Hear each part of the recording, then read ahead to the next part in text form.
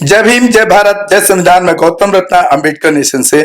और आज हमारे चैनल पर गौतम राणे सागर जी जो लखनऊ से हैं और बहुजन समाज पार्टी में कई क्षेत्रों में एज ए जोनल कोऑर्डिनेटर उन्होंने काम किया है। तो गौतम राणे सागर साहब, आपको हमारे चैनल पर स्वागत है। और क्योंकि अभी यूपी में इलेक्शन चल रहा है तो हम एक तरह से इस एपिसोड को एक चुनावी चर्चा के रूप में हम प्रेजेंट करने जा रहे हैं अपने चैनल पर। तो बहुत बहुत स्वागत है आपका। और पहले आप अपना एक परिचय दे दीजिए, उसके बाद हम चर्चा शुरू करेंगे। सबसे पहले मैं अंबेडकर नेशन चैनल द्वारा आयोजित परिचर्चा में या साक्षात्कार में आमंत्रित करने के लिए गौतम रत्ना जी का आभार व्यक्त करता हूं और इनके दर्शकों का भी विशेष तौर से आभार व्यक्त करता हूं। हमें गौतम राणे सागर कहते हैं। बहुजन आंदोलन में 88 में जुड़ने का मौका मिला जब मान्यवर कांशीराम जी चुनाव लड़ रहे थे इलाहाबाद में बीपी सिंह जी के खिलाफ, और इसके बाद उनके साथ रह करके बड़े करीब से इस आंदोलन को, बहुजन समाज के आंदोलन को समझने का मौका मिला है। काफी लंबे समय तक बहुजन समाज पार्टी से जुड़े रहे हैं और इसके बाद 15 मार्च 2019 को हमने बहुजन समाज पार्टी की सदस्यता से अपने आप को अलग किया और प्रगतिशील समाजवादी पार्टी के सदस्यता ग्रहण की। लंबे समय तक राष्ट्रीय प्रवक्ता के रूप में हम वहां काम करते रहे। आजकल राष्ट्रीय महासचिव हैं प्रगतिशील समाजवादी पार्टी के। फिर भी हमारा आंदोलन एक ही है कि संविधान का संरक्षण कैसे हो सके, तो इसलिए इस बात को ध्यान में रखते हुए हमने एक संविधान संरक्षण मंच बनाया है, जिसका उद्देश्य है कि पूरे देश में जो एजुकेशनल इंस्टीट्यूशंस की एक चेन कैसे बनाई जाए और खासतौर से बहुजन समाज जो बार बार अनएम्प्लॉयमेंट की समस्या झेलता रहता है और एम्प्लॉयमेंट के लिए केवल सरकार की तरफ देखता है, तो सरकार की तरफ देखना बंद करे, आत्मनिर्भर कैसे हो। कुछ लोगों ने आत्मनिर्भर शब्द को हो सकता है कॉपीराइट बना लिया हो कि उनकी अपनी अलग समस्या हो सकती है, लेकिन बाबा साहब डॉक्टर अंबेडकर को दृष्टिगत करें, उनके आंदोलन को दृष्टिगत करें, उनके विचारों को दृष्टिगत करें, उनकी दूरदर्शिता को दृष्टिगत करें और खास तौर से जो समाज मार्जिनलाइज समाज था, उपेक्षित समाज था, उस उपेक्षित समाज को किस तरह से उन्हें अपने पैरों पे खड़ा किया जा सकता है, आत्मसंबल प्रदान किया जा सकता है, आत्मनिर्भर बनाया जा सकता है। खासतौर से उसका जो कॉन्फिडेंस ब्रेक है, उस ब्रेक कॉन्फिडेंस को किस तरह से रिसरेक्ट किया जा सकता है, उन्हीं विचारों को, बाबा साहब डॉक्टर अंबेडकर के विचारों को हमने ध्यान रखा है और उसी आधार पर आंदोलन को बढ़ा रहे हैं। एक बार फिर अंबेडकर नेशन के दर्शकों को बहुत बहुत आभार, बहुत बहुत धन्यवाद कि आज हम आपके बीच हैं और उम्मीद है कि आपको शायद ये पसंद भी आएगा। जो चर्चा हम करना चाहते हैं देश के लिए, राष्ट्र कैसे बनता है, उसके लिए आपको पसंद आएगा। बहुत बहुत धन्यवाद। अगर चौरी चौरा स्वतंत्रता संग्राम है, काकोरी की ट्रेन लूट की घटना अगर स्वतंत्रता संग्राम है, तो इस थाने को जो न्याय के लिए बनाया गया है और न्याय की बजाय आतंकवाद को खत्म करने के लिए बनाया गया है, उस आतंकवाद को खत्म करने के बजाय सरकारी आतंकवाद को जन्म देता है, तो इस पे अटैक करना भी स्वतंत्रता संग्राम है और यह अधिकार दलितों का है, पिछड़ों का है, अल्पसंख्यकों का है। इसको कोई गैर कानूनी घोषित नहीं कर सकता, यह संवैधानिक अधिकार है। क्योंकि मान्यवर कांशीराम जी को आपको भी याद होगा कि पटेल चौक पे जब उन्होंने मीटिंग आमंत्रित की थी तो यह बात कहा था कि ये सत्ता में बैठे हुए लोगों, आंख खोल करके सुन लो, जिस चमार की चमड़ी तुम निकालने की कोशिश कर रहे हो, इस चमार की चमड़ी तुमने निकाली है, लेकिन अब ये चमार, इसके बाप दादा मरे जानवर की चमड़ी निकालते थे और इनको हमने सिखा दिया ये जिंदे जानवर की चमड़ी निकालेंगे, 4 पैर वाले जानवर की नहीं, 2 पैर वाले जानवर की। और ये दिखा भी दिया कि जब इन्होंने मन बनाया तो इंदिरा गांधी जैसे मजबूत प्रधानमंत्री को भी चमारों ने मार डाला। तो इसका मतलब यह है कि अन्याय के खिलाफ अगर न्याय पाना है तो जो भी अन्यायी है उसे मरना होगा। गांधी जी से ये इसीलिए वो इत्तेफाक नहीं करते थे। गांधी जी कहते थे पाप से घृणा करो, पापी से नहीं। बाबा साहब डॉक्टर अंबेडकर कहते थे कि जब तक पापी जिंदा है तब तक वो पाप करता रहेगा, इसलिए पापी को खत्म करने के लिए एक मार्ग है, एक रास्ता है, और ये रास्ता है न्याय का, ये रास्ता है कानून का, और इस कानून के रास्ते पे हम चलेंगे। ये बात मान्यवर कांशीराम जी ने पटेल चौक पे भी कही थी, जब उनको संसद में जाने से रोका गया, जब वो पूरे चुनाव को पूरी तरह से प्रभावित किया गया, बूथ कैप्चर किए गए, बड़े पैमाने पर प्रभावित किया, तब ये भी कहा गया था। इसलिए मान्यवर कांशीराम जी जब सड़क पे आंदोलन करते थे, और जैसा कि अभी आपने बताया, आपके गांव की घटना है कि कुछ लोगों को ठाकुरों ने मार दिया, जब आपने उसको खबर बनाया कि ठाकुरों ने दलितों को मार दिया, ठाकुरों और दलितों की लड़ाई हुई जिसमें दलितों को बुरी तरीके से पीटा गया, बाद में और बीच बचाव में ठाकुर की गोली ठाकुर से ही जी अपने परिवार को लग जाती है और पूरे गांव को मुजरिम बना दिया। जी, जैसा कि आपने बताया, ठाकुरों और दलितों में लड़ाई हुई। लड़ाई क्या हुई, बल्कि ठाकुरों ने आक्रमण कर दिया दलितों। राइट, लड़ाई नहीं, आक्रमण किया। जब लड़ाई उस समय होती है जब दो बराबर के लोग होते हैं, आक्रमण किया, उनको पीटना शुरू किया, और चूंकि दलितों के पास, इसलिए बार बार उस समय भी हमने कहा था कि बहन जी अगर लाइसेंस दे देती तो आज गैंग रेप की शिकार ये दलित की बेटियां नहीं हो सकती, इनके गांव पे अटैक नहीं हो सकते, इनके गांव नहीं जलाए जा सकते। अगर वो एक गांव में 8-10 लाइसेंस हो जाए तो किसी की औकात नहीं है, और ना कि कोई इनका बूथ कैप्चर कर पाएगा, ना कोई वोट रोक पाएगा, ना कोई प्रताड़ित कर पाएगा। ये जब खेतों में काम करने जाते हैं तो वो मजदूरी भी नहीं रोक पाएगा। इसीलिए कहा गया, तो चूंकि इनके पास लाइसेंस नहीं होते, तो लाइसेंस लेकर के जब ठाकुर आते हैं और उससे गोली चलाते हैं, तो गोली चलाने में हो सकता है धक्का मुक्की में उन्होंने दलितों को निशाना बनाया हो, लेकिन उस धक्का मुक्की में निशाना उनका चूका और उनके किसी परिवार को लग गया। तो जब ये घटना बनी तो इस देश ने ये मान लिया है कि ठाकुरों का अधिकार है दलितों को मारना। उसमें गलती से अगर ठाकुर मर गया तो ये अपराध हो गया, तो इसका दोष, चूंकि ठाकुर अपराधी नहीं हो सकता, इस सरकार ने मान लिया, इसलिए दलितों के ऊपर उसका आरोप लगा दिया। ये एक घटना नहीं है, बहुत सारी इस तरह की आपको घटनाएं मिल जाएंगी। लेकिन हम फिर यही कहते हैं कि अगर 4-4 बार की मुख्यमंत्री दलितों को, पिछड़ों को, गरीबों को आर्म्स का लाइसेंस दे दिए होते तो अन्याय अत्याचार इतने बड़े पैमाने पर ना हो रहा होता। आज उनके वोटों को खरीदने की कोशिश की जा रही, उनको धमकाने की कोशिश की जा रही, ये नहीं होता। क्योंकि जो आर्म लाइसेंस जिसके घर में हो जाता है, जो उसका कॉन्फिडेंस ब्रेक हुआ रहता है, जो वो डरता रहता है, वो डर भाग जाती है, कॉन्फिडेंस रिस्ट्रैक्ट हो जाता है। इस बात को जब हमने, शायद बहन जी इस काम को इसलिए नहीं करना चाहती क्योंकि उनको ये लगता है कि कोई स्वाभिमानी और नेता पैदा हो जाएगा तो हमारे नेतृत्व को खतरा पैदा हो जाएगा। हो सकता है वो ऐसा न सोच रही हो, लेकिन हमें अब लगने लगा 2019 में। आपने कहा कि बहन जी ने, आपने पार्टी क्यों छोड़ी, क्योंकि आप भी मानते होंगे 2019 में हमें लगा कि जब बहन जी ने आनंद को इंट्रोड्यूस किया, आकाश को इंट्रोड्यूस किया, तो चूंकि हमने राजनीति शास्त्र को जितना भी अध्ययन किया है उसमें यह माना है कि लोकतंत्र में भ्रष्टाचार और परिवारवाद ये दोनों खतरनाक हैं।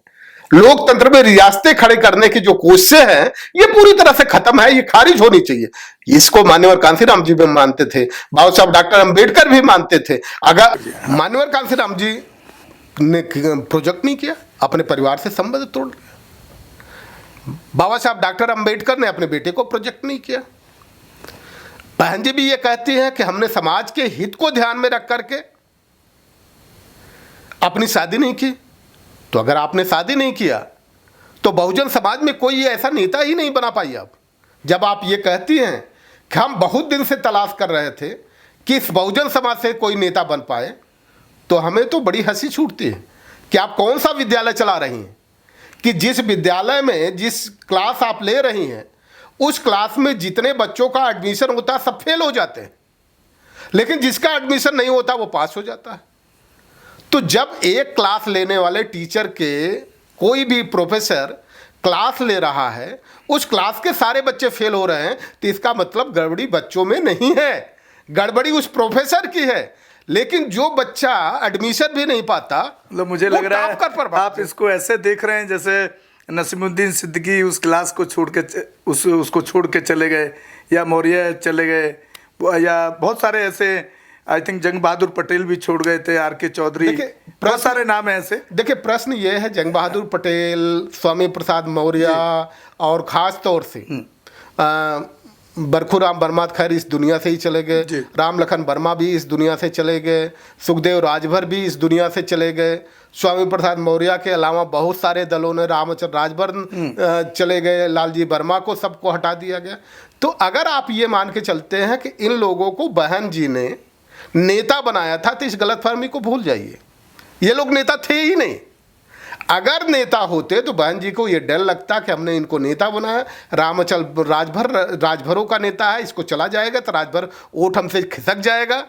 लालजी वर्मा कुर्मियों का नेता है, ये अगर ये चला जाएगा तो वोट हमसे खिसक जाएगा। उनको नेता नहीं बनाया था, बहन जी ने उनको शायद वसूली अमीन बनाया था, या उस समाज का ठेकेदार कह सकते हैं बनाया। समाज का ठेकेदार नहीं कह सकते, उस समाज का, उसी समाज का, उस समाज का। अगर उस समाज का ठेकेदार होता तो भी उसको नहीं जाने देती हूँ, क्योंकि उनको ये पता चलता कि राजनीति में सफलता पाने के लिए छोटे तिनकों को इकट्ठा करना पड़ता है।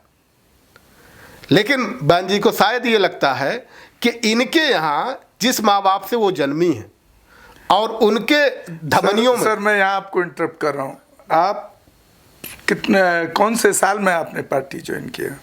हमने 1988 में पार्टी 1988 में, और 1988 से आप 2019 तक रहे। जी जी।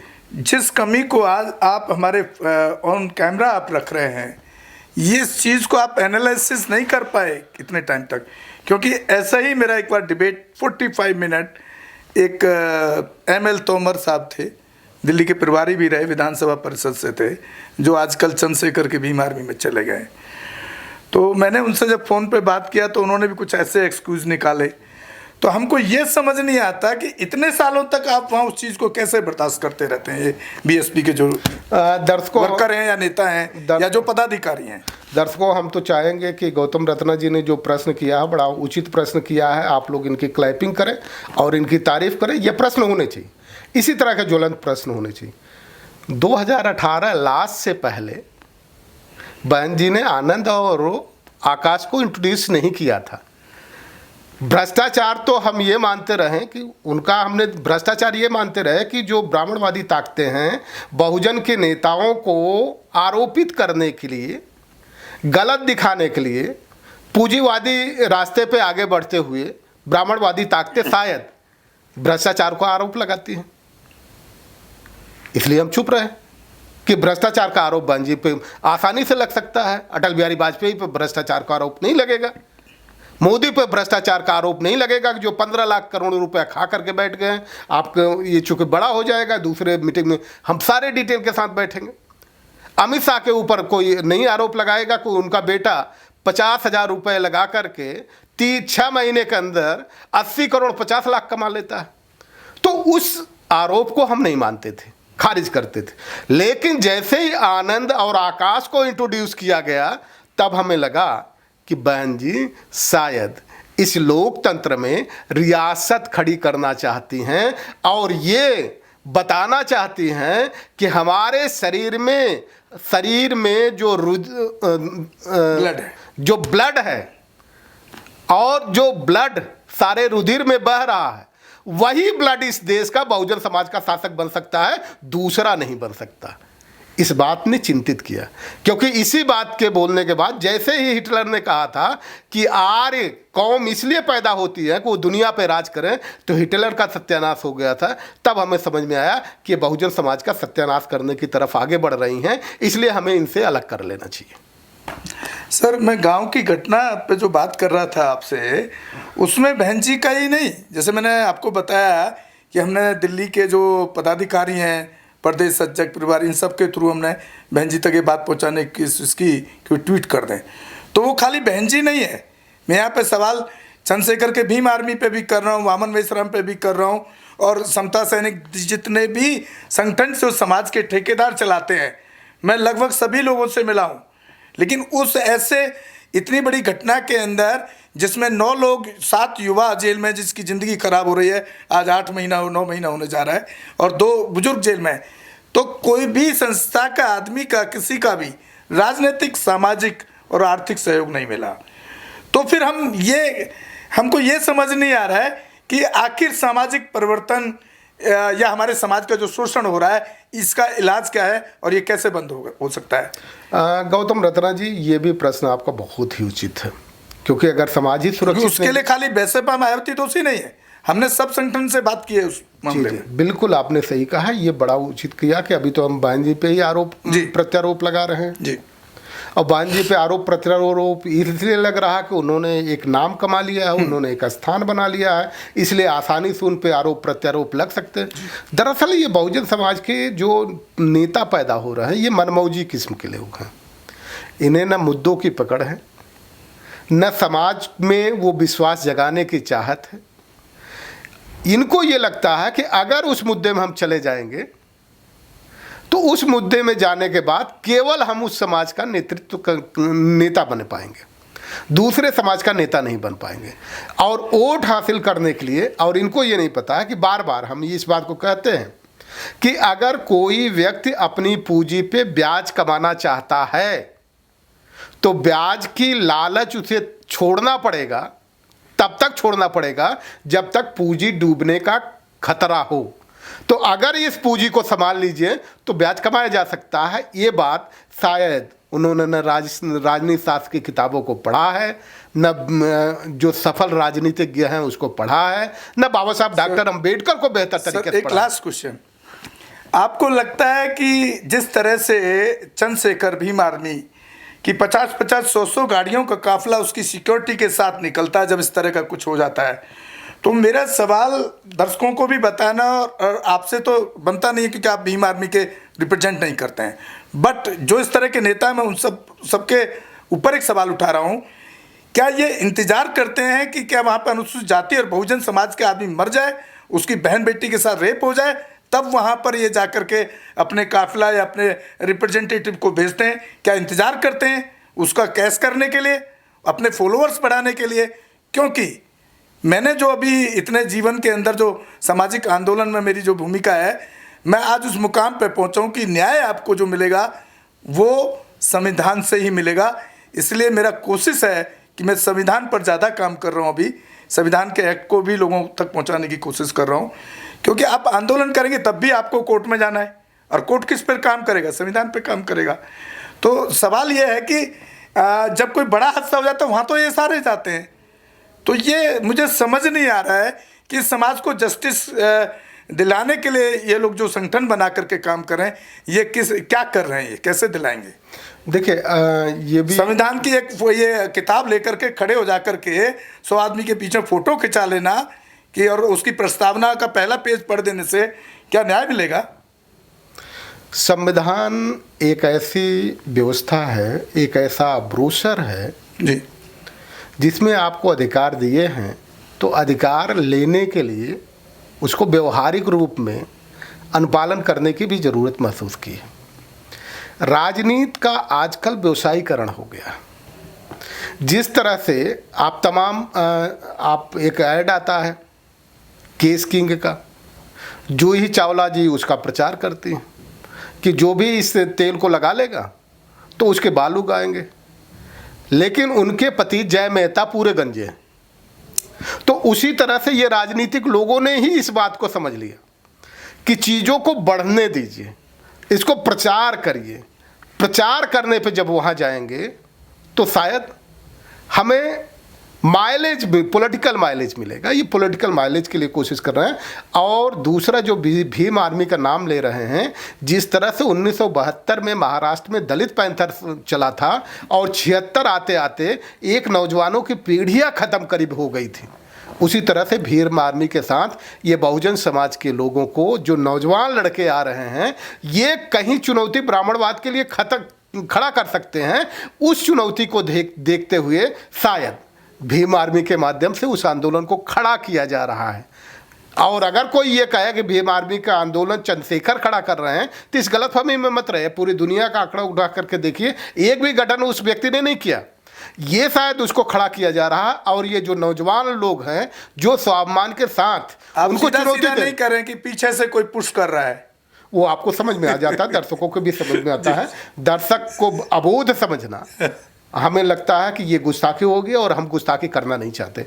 बाबा साहब डॉक्टर अंबेडकर नहीं चाहते थे, तथागत गौतम सर बुद्ध वो नहीं चाहते। ग्रेट जाटव ग्रेट चमार जो एक मुहिम चलाया, उसको बड़ा इस्टेब्लिश किया गया जाति को, इसको कैसे देखते हैं? बड़ा दुखदाई नहीं है? मुझे ऐसा लगता है ये इस कदम को या तो मैं बचकाना कदम मानता हूँ या तो मूर्खता भरा कदम मानता हूँ। इससे ज़्यादा हम इस टॉपिक पे कुछ नहीं कर सकते।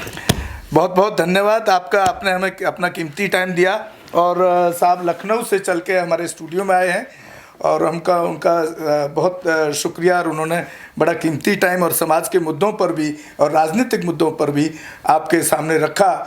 और मैं एक अपील और करना चाहता हूँ, पूरे देश के अंदर किसी भी ज़िले के अंदर और किसी के साथ अनजस्टिस हो रहा है तो गौतम रत्ना अपने दम पर वहाँ के एसएसपी, वहाँ के डीएम से बात करके लगातार हर मामले में जो हमारे पास तक पहुँच रहे हैं कार्रवाई हम कराने का काम कर रहे हैं। एक अपील हम और करना चाहेंगे, जी। सभी दर्शकों से एक अपील हम करना चाहेंगे कि अगर इस तरह की कोई घटना होती है, चूँकि सब्बीरपुर में हम लोगों ने आर्थिक मदद कितनी कराई थी और ख़ास तौर से कानूनी लड़ाइयाँ कितनी लड़ी गई थी, उसका हम लोगों ने वो जो फल आया है, सफलता आई है, उस सफलता को हमने देखा है, जो प्रसन्नता मिली है। तो हम चाहते हैं कि पूरे देश में अगर इस तरह की घटनाएं हों तो घटनाएं होने से पहले बता दी जाए तो शायद घटनाएं रोकी जाएगी।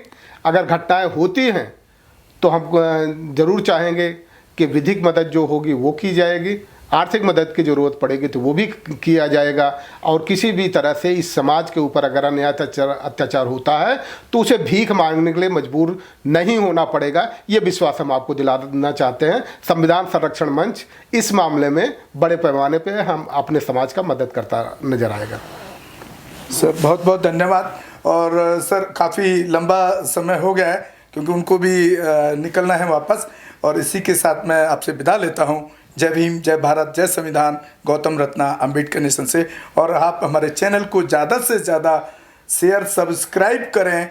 और मैं ये शेयर सब्सक्राइब मैं इसलिए नहीं कह रहा हूँ आपको कि हमें कोई हमारा ये इनकम और सोर्स का साधन है, सिर्फ लोगों तक ये ज़रूर पहुँचे कि हम जो काम कर रहे हैं अपने चैनल के थ्रू जस्टिस दिलाने का, और ख़ास तौर से जब हमारे समाज के साथ जहाँ घटनाएँ हो रही हैं उन पर अत्याचार में पुलिस एक्शन कराने का जो हम काम कर रहे हैं संवैधानिक तरीके से, वो एक बहुत अच्छा कदम है अंबेडकर नेशन चैनल का। और मुझे उम्मीद है जिस तरह से आज गौतम राणे सागर जी हमारे साथ जुड़े हैं, ऐसे ही साथी हमको उनका सपोर्ट भी मिलता रहेगा और हमारे साथ जुड़े रहेंगे और लगातार हम अपने बहुजन समाज के जस्टिस के लिए काम करते रहेंगे। रोको मत, हमें टोको मत, हमें आगे बढ़ते जाना है। जय भीम का नारा लगाना है, जय भीम का नारा लगाना है। जय भीम, जय भीम। मैं गौतम रत्ना आपका बहुजन फिल्म प्रोडक्शन में स्वागत करता हूं और आप हमारे प्रोडक्शन हाउस के अंदर अपना कैरियर बना सकते हैं as a film director, as a producer and actor and actress and editor and cinematographer also. अगर आपको फिल्म से रिलेटेड कुछ भी प्रोजेक्ट आपको बनवाना है तो हमारे पास में पूरा सेटअप है, जिसमें फिल्म कैमरा है, शूटिंग लाइट्स है और एडिटिंग है। सारा A to Z एक ही जगह पर आपको हमारे यहाँ पर मिल जाएगा। तो दोस्तों आप हमें कांटेक्ट कर सकते हैं हमारे नंबर्स पर 9810085714 और 8510005714। हमारे वेबसाइट पे विजिट कर सकते हैं www.filmserviceindia.com और हमें मेल भी कर सकते हैं gautamfilmsproduction@gmail.com पर। धन्यवाद। बुद्धं शरणं गच्छामि। अंबेडकर नेशन चैनल आर्थिक समस्या से गुजर रहा है। अगर आप बहुजन समाज में बाबा साहेब अंबेडकर और तथागत बुद्ध की विचारधारा को अधिक से अधिक लोगों तक पहुंचाना चाहते हैं तो हमें आर्थिक सहयोग प्रदान करें, ताकि हम अपने चैनल के माध्यम से देश विदेश में समता, बंधुता, एकता और संवैधानिक अधिकारों को ज्यादा से ज्यादा लोगों तक पहुंचा सकें। आप अपनी सहायता राशि नीचे लिखे खाते में जमा करा सकते हैं। खाता धारक गौतम रत्ना, खाता संख्या 316957686551, IFSC कोड SBIN 0060336, बैंक भारतीय स्टेट बैंक। आप हमारे बैंक खाते का विवरण स्क्रीन पर भी देख सकते हैं।